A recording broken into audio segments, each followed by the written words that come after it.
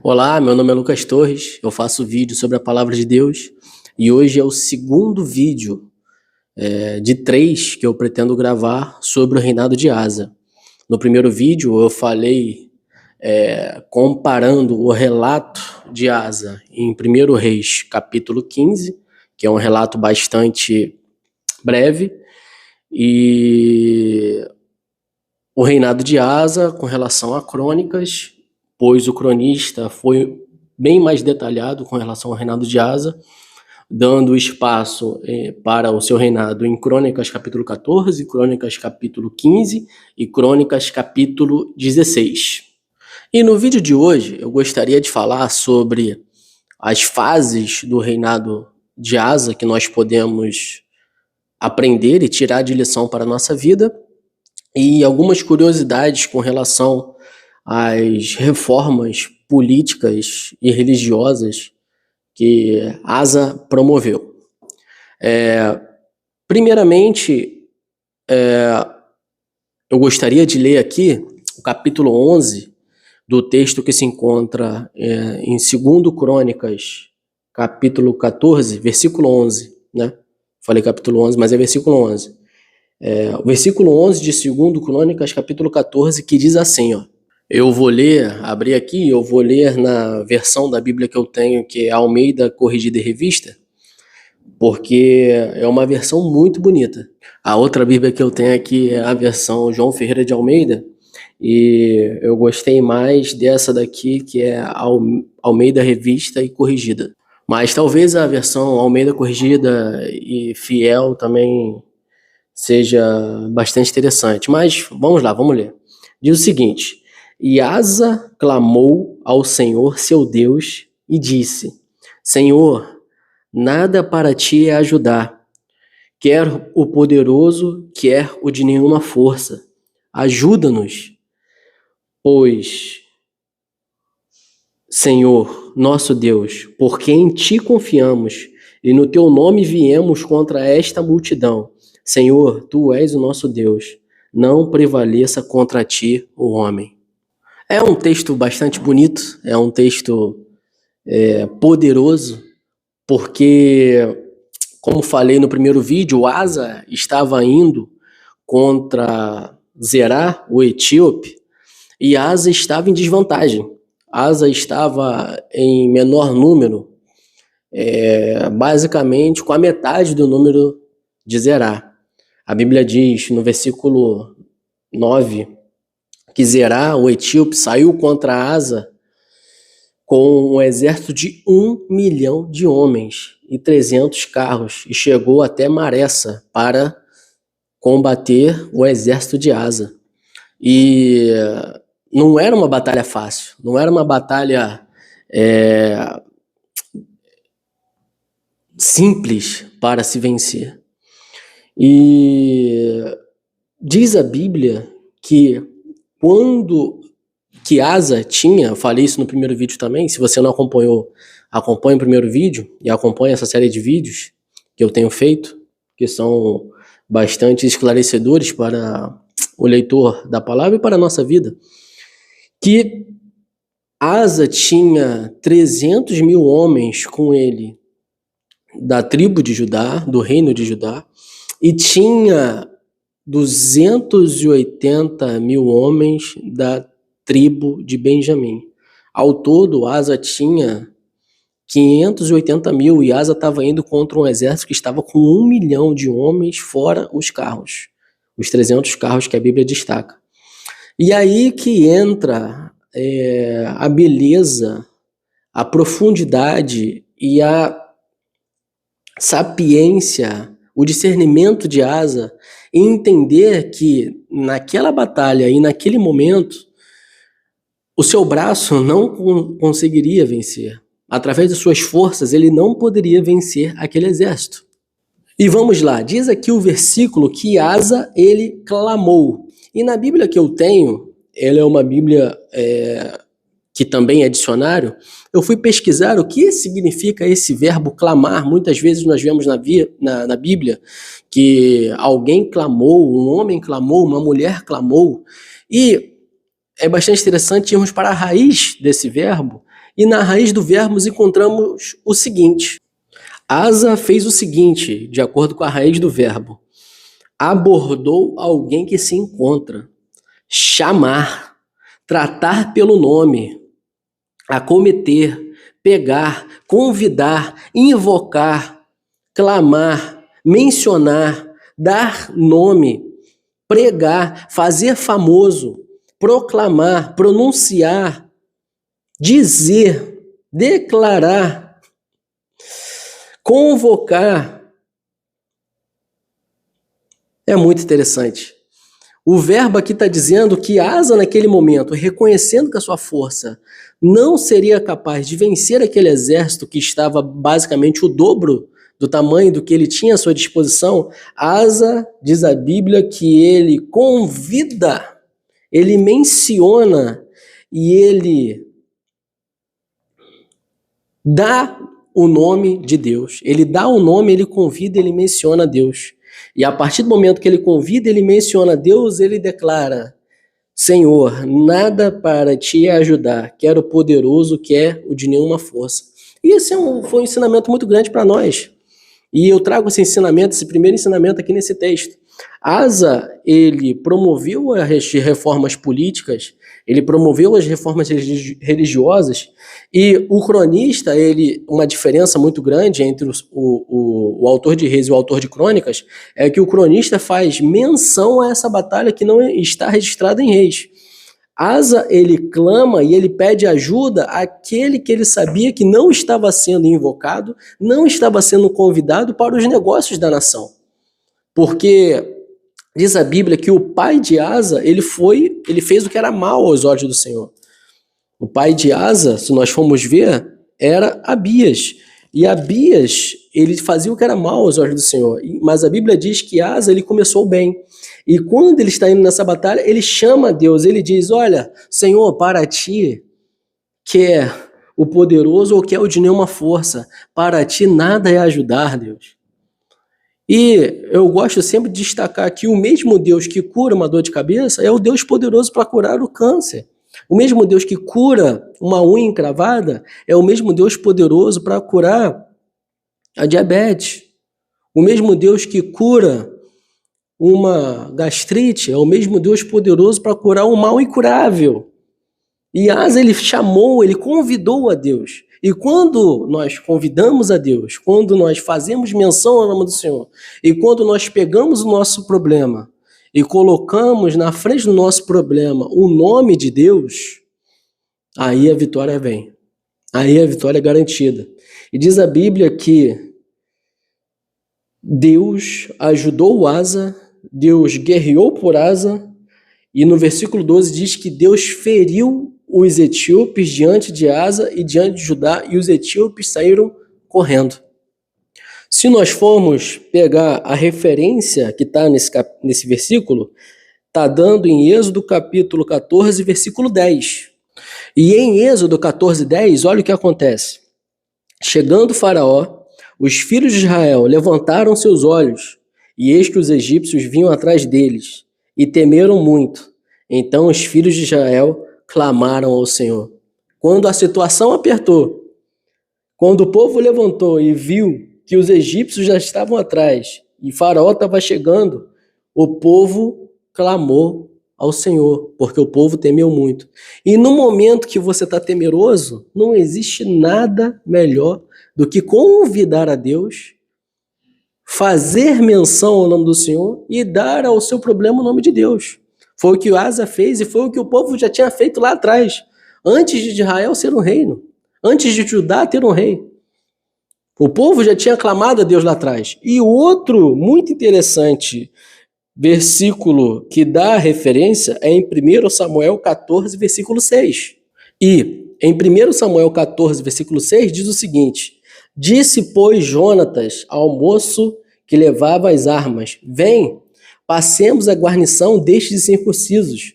Porventura, operará o Senhor por nós, porque para o Senhor nenhum impedimento há de livrar com muitos ou com poucos. Jonatas, filho de Saul, naquele momento que estava pelejando contra os filisteus, ele disse para o seu moço: vamos passar adiante, mesmo que nós estejamos em menor número, porque para Deus não há impedimento para livrar, seja você com muito ou seja você com pouco. E essa primeira lição do texto que nós tiramos do reinado de Asa, nesse segundo vídeo, é o poder do clamor. O clamor, ele tem o poder de transformar a derrota aparente em uma vitória extraordinária. O clamor, o poder de convidar a Deus para os seus negócios, convidar a Deus para a sua casa, convidar a Deus para a sua vida, convidar a Deus para o seu trabalho, convidar a Deus para os seus estudos, convidar a Deus para a sua mente, tem o poder de transformar uma terra que é estéril em um campo verdejante. Tem o poder de transformar em uma árvore que não dá frutos, uma árvore frutífera, que é como aquela que está assentada junto aos ribeiros de águas. E Asa, ele trouxe à memória, ele invocou, ele clamou, ele convidou a Deus que não estava sendo convidado. Enquanto a nação não estava convidando ao Senhor para os negócios da nação, a nação ia de mal a pior. Mas quando um rei, um líder, uma pessoa que está num cargo de liderança, ela convida Deus para os negócios, ela faz menção ao nome de Deus e ela tem um discernimento para entender que para Deus não há diferença se você está com muito ou com pouco. Não há diferença se você tem muito na sua casa ou pouco na sua casa. Se você tem muito na carteira ou pouco na carteira. Se você tem muitas pessoas que te apoiam ou poucas pessoas que te apoiam. Se você tem muita força ou pouca força. Porque o que importa é o Deus que você está invocando. O que importa é o Senhor que você está chamando para sentar na mesa. E, ao sentar na mesa, um exército que estava o dobro de tamanho perdeu para um exército que estava pequenininho em comparação ao inimigo. E adentrando já para a segunda parte aqui desse estudo, é que Asa, ele teve uma atitude muito corajosa e uma atitude de fidelidade a Deus, porque a Bíblia vai dizer que Asa, ele destitui Maaca do cargo de rainha-mãe. Isso nós podemos encontrar em 2 Crônicas, capítulo 15, versículo 16, que diz assim: e também a Maaca, mãe do rei, Asa, ele a depôs, para que não fosse mais rainha, porquanto fizera a Azerá um horrível ídolo. E Asa destruiu o seu horrível ídolo e o despedaçou e o queimou junto ao ribeiro de Cedron. É interessante esse versículo também, porque vídeos passados, não lembro qual vídeo que foi, a ordem cronológica, mas eu lembro que foi o vídeo em que eu falei sobre Simei e Salomão. Assim que Salomão assumiu o reino, que Salomão tinha dado a fronteira para Simei, o ribeiro do Cedron. E aqui novamente está sendo feito menção ao ribeiro do Cedron. Se você quiser saber mais, é só acompanhar aí também nos vídeos passados.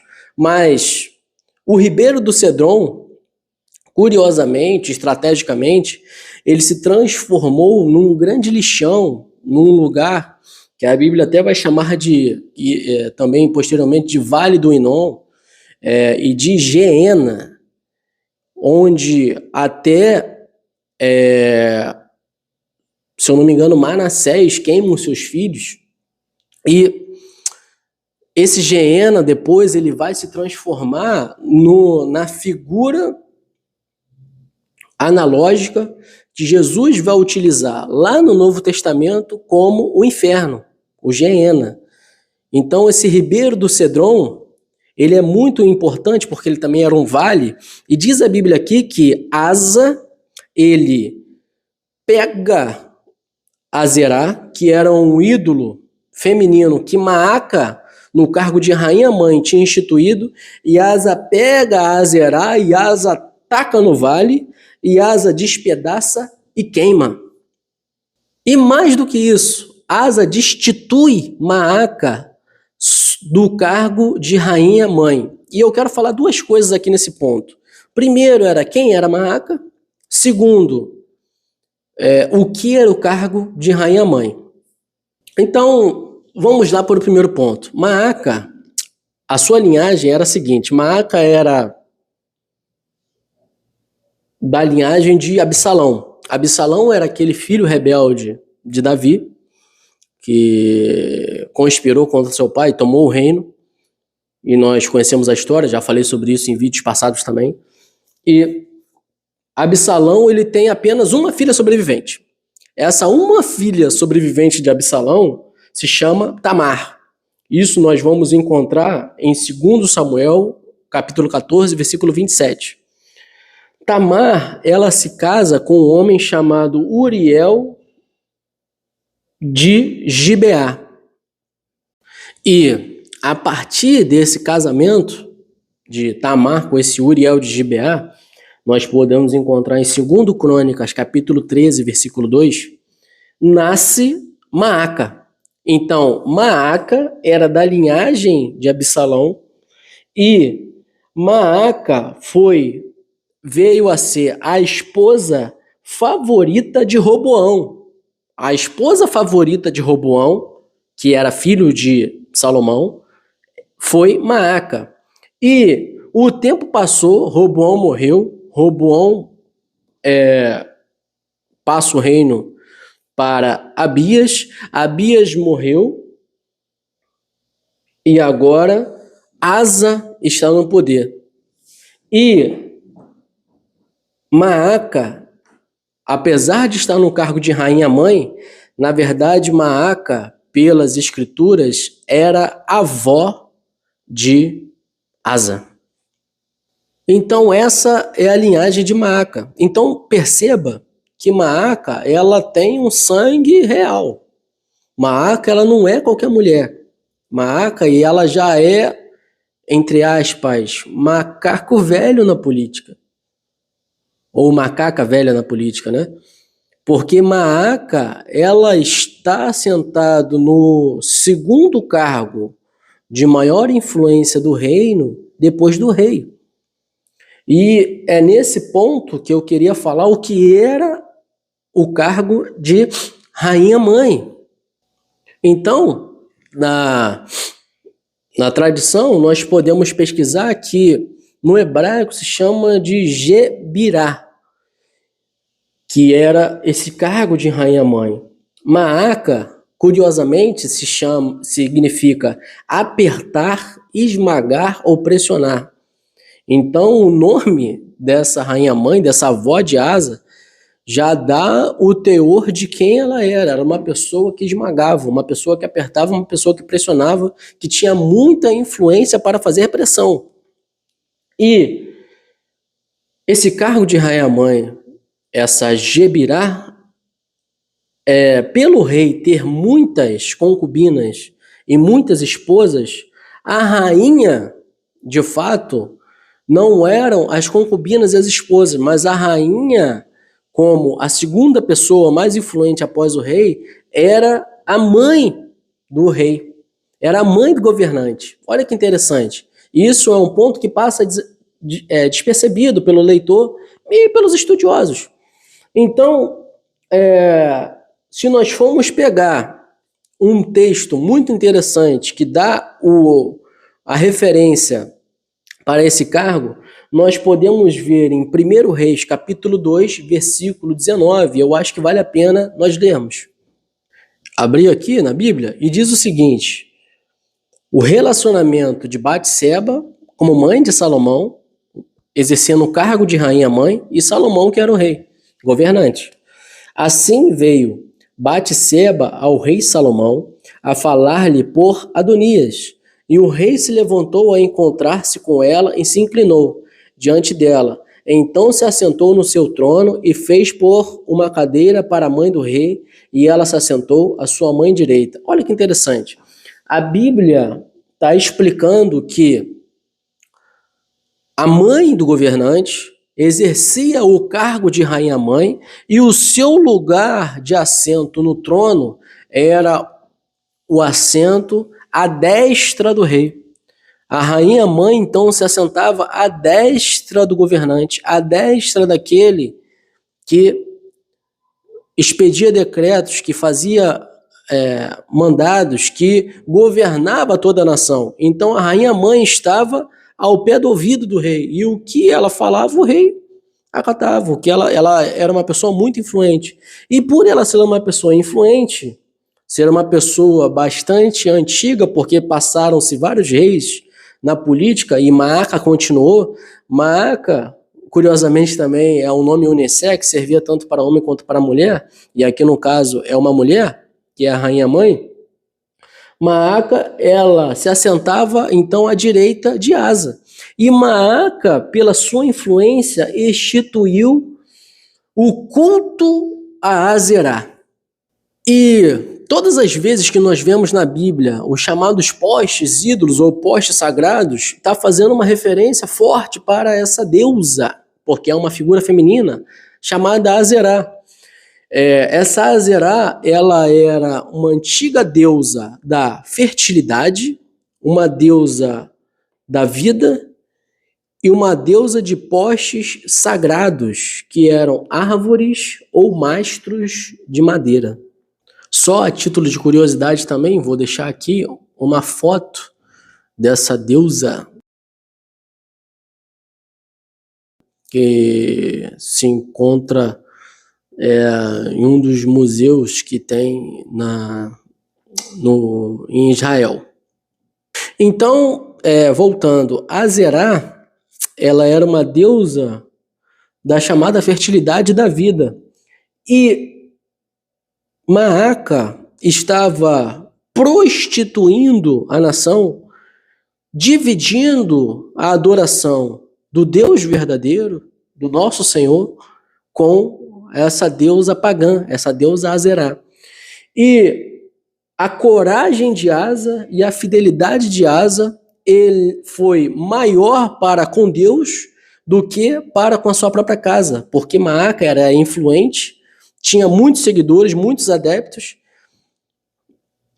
e ele e Maaca estavam no cargo antes mesmo de Asa,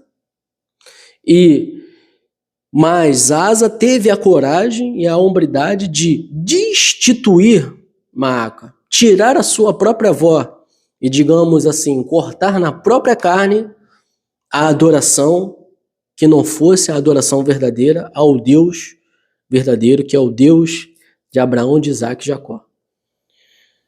E acredito que vou terminar o vídeo, vou parar mais ou menos por aqui, mas é um ensinamento da escolha de priorização.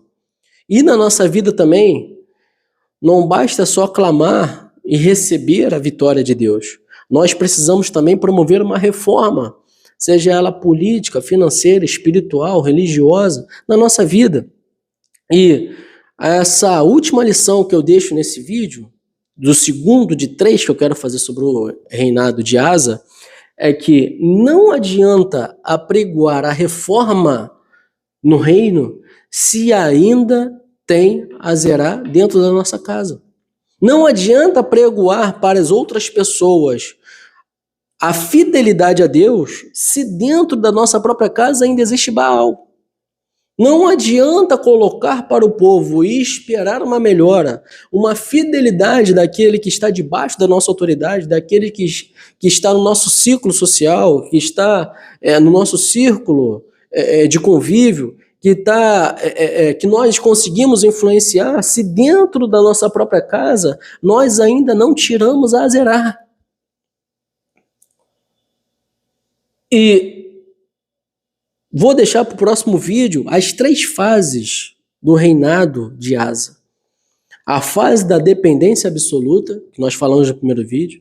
A fase da dependência humana e política, que é mais ou menos essa que nós, nesse contexto que nós estamos falando, mas que vai desembocar no capítulo 16 de 2 Crônicas, que Asa faz uma aliança com o rei da Síria. E a fase do orgulho e da queda, como eu falei no primeiro vídeo, não adianta começar bem, mas você precisa terminar bem.